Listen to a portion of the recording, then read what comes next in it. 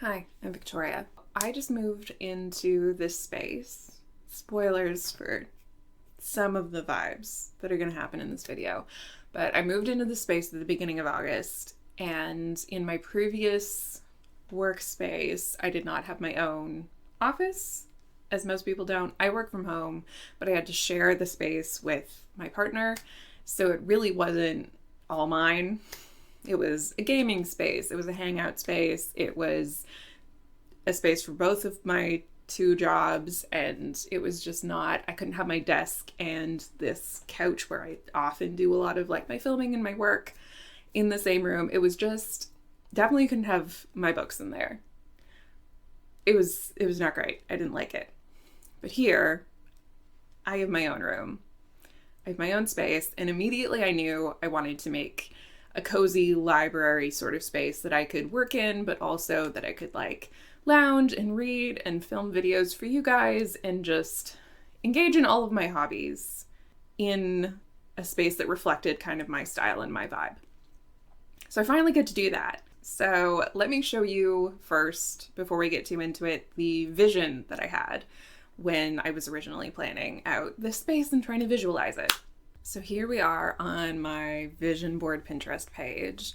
As you can see, I really wanted something very dark. I wanted something dark academia, dark fantasy core.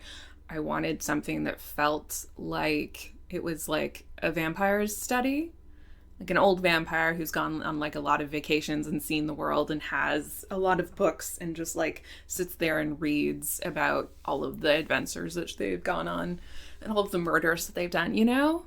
You will notice, I guess, overall themes here. Lots of books, dark walls, kind of orangey carpets, colorful couches and pillows. I think book nooks are really cute. Like a lot of like warm colors, but still moody, I guess, is one of like the key terms if you're trying to look for this stuff. Moody is a good one. Dark academia is a good one. Really cozy maximalist as well. Like this is just incredible. Definitely like big gallery walls, lots of shelves, lots of artwork. Did I like achieve that? I don't know. This was kind of one of the ones that like felt very achievable. I really wanted multiple bookshelves in here. It turns out that I can't fit that in at all. This is a very tiny space. It's 10 by 10. And a lot of furniture has to go in here because I need both my couch for lounging and my desk for actually doing work. So it's a lot of big pieces.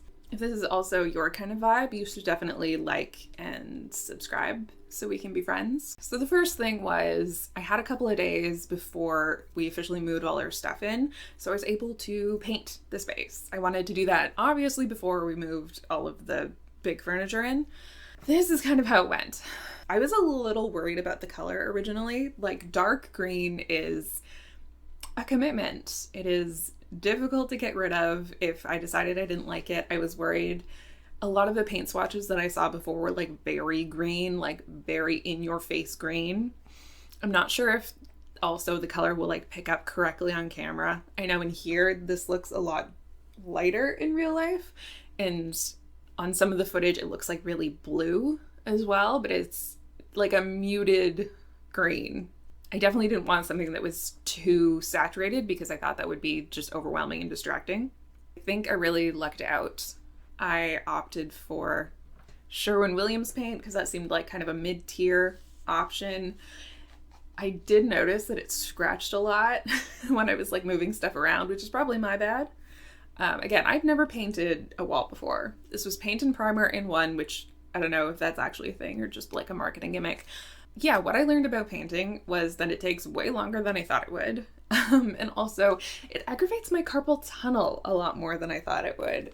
I ended up having to do, and you'll see later, I have to do a bunch of touch-ups much later because I had to wait for my wrist and my arm to heal up and not hurt quite so much. I was also going to paint my bedroom at the same time, and that it's been a month and that's still not done. But it was really fun to kind of do this project by myself and kind of make it my own. It felt very exciting at the time, even though it was like a lot of hard physical work for me with my injuries.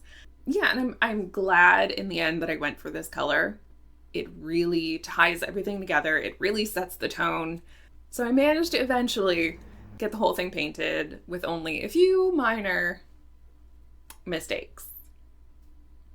So the next step was to add my bookshelf. So like 2 apartments ago, I got this, like, not the Billy bookshelf, but like the slightly higher tier one from IKEA that looks really nice. It's white. I debated on whether or not I was actually gonna paint it, whether or not I wanted the backboard in it so that it would be more wood, whether I wanted it to look kind of built in, because a lot of the inspiration pictures had built-in bookshelves or bookshelves that match the color of the walls, and I couldn't do that. In the end, because I also am mandated to have white blinds and white curtains in here, according to my like HOA people, I can't, like, I could put colored drapes, but like there was so much white and I didn't want to paint all of the doors. I ended up keeping the pops of white, which makes it look a little lighter, which I was worried would kind of ruin the effect, and I do think it ends up being a little more like it veers a little more fantasy core, I think, now with like the finished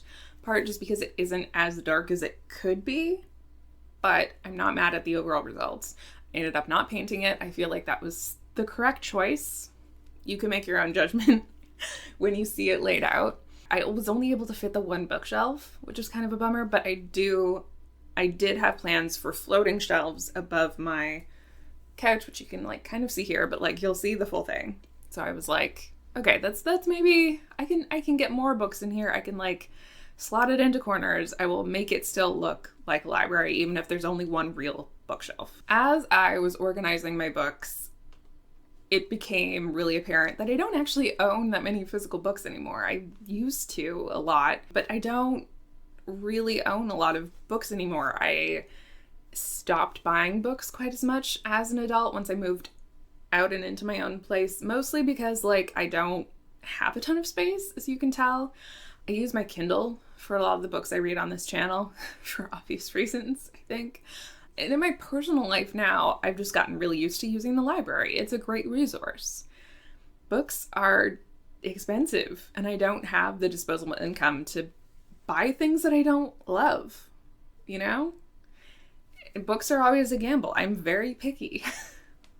I only want books in my library that I'm either going to reread or lend to other people, or have just such ridiculous covers that I just need to own it and display it in my life. I'm a little jealous of the people who have like stacks and stacks of books and can like organize everything in like genres and like availability. Right now, it's kind of just like what looks good together. And then I pulled a bunch of books that like looked good together color-wise for the gallery wall behind me. So I have room. I have room to add. I have room to grow. It doesn't feel like I've exhausted every like spare inch and like I don't have any room to buy new books, which is overall, I think, good. The next step was doing all of the art. So as you can see, I had a big pile of art that I can use. Not all of it is up yet. There's a couple of walls that are blank in here that I will show you that I really don't know what to do with, but that can still hold some art. But the focus was really to make sure that I could get the gallery wall above my couch all sorted. This one is a vintage postcard I got from an occult museum on a road trip to Portland. The cat is just my favorite. So haunting. So unsettling. So uncanny valley. I love it. Frames themselves are pretty expensive. I wasn't able to put all of these up in my old place, so I did have to get a bunch of new frames. And by new, I mean thrifted. Thank you to Hannah for taking me on a little tour of some of the thrift shops in my new area and helping me figure out where to get new, like, cheap frames. Really good. I got a lot of these frames for like $1 to $2. A couple of the fancier ones are like $5. But it's really fun to have like unique frames that aren't just the plain dollar store ones. I painted some of them gold so that they would kind of work with what else I had. There's some that are like going in other rooms. But it was like a really fun, relatively cheap DIY project. If you have a lot of art that doesn't have frames, I would recommend looking at the thrift store first. I had an incredibly scientific process for arranging everything on my gallery wall, I measured the length of the wall because I kind of wanted it to align with the length of the couch. And then I just put things where I thought they looked good and hoped for the best. My partner was kind enough to help me put up a bunch of the shelves because I am not allowed to use power tools unsupervised. I am a strong and independent woman, but I'm home DIY, building stuff. I can't be good at everything, you know? So I was very grateful for the help. These shelves are like mostly level-ish. Everything is mostly centered and like well spaced out. Just like looking at it head on, you can't really tell that there's any mistakes, and I'm pretty happy with all of that considering I just eyeballed it because I was lazy. So I ended up organizing things. I wasn't really sure how to put the books on the shelves, but I ended up putting them kind of by color category. I think it looks good like that. If you have other ideas, let me know.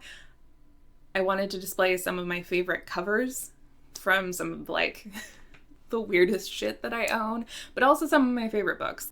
Overall, I am so happy with it, especially at night. It looks so good, so cozy. But yeah, overall, I am so happy with the space and kind of relieved that it worked out as well as it did, because there were some points where I was not convinced. Overall, between paint, painting supplies, and shelving, I spent about $250 total.